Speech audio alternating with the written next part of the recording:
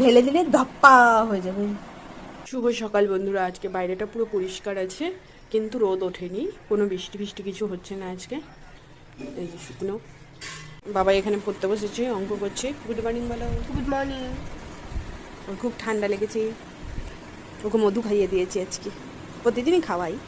দেখো এখন আমি কি বানাচ্ছি, ম্যাগি বানাচ্ছি। বাবাই আজকে স্কুলে যাওয়ার সময় বললো ম্যাগি খেয়ে যাব, তো সেই কারণে বানাচ্ছি ম্যাগি। সবজি কাটছি, আলু পটলের তরকারি হবে সোয়াবিন দিয়ে, আর ঘি করলা এরা ভাজা করবো এদেরকে। দেখো আঙ্কেল আন্টির আজকে অনেকদিন বাদে আমার মা সকালবেলা ম্যাগি বানিয়েছে। আমি এখন স্নানে যাবো, এসে আমি খাবো ম্যাগি খেয়ে, জামা প্যান্ট পরে স্কুল যাবো। জামা প্যান্ট না, স্কুলের স্কুল ড্রেস পরে আর কি স্কুল যাবো। এই দেখো এখন পুরো ঝোল ঝোল, যখন ঠান্ডা চলে আসবো বাটি সেভ হয়ে যাবে, পুরো জমে যাবে, পুরো ঝোলটা বড় হয়ে যাবে।